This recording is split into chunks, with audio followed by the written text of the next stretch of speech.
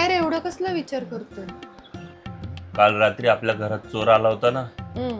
हा, तर मला आपण आपल्या घरातली सिक्युरिटी वाढवावी. मला पण तेच वाटतंय. सीसीटीव्ही बसवायचे का? आपल्याकडे एक सीसीटीव्ही ऑलरेडी आहे. इथं तर एक बसवलाच आहे. मला असं वाटतं ना, बाहेरच नको, आपण ना आतमध्ये पण एक सीसीटीव्ही बसवून घेऊ. बाबा इथं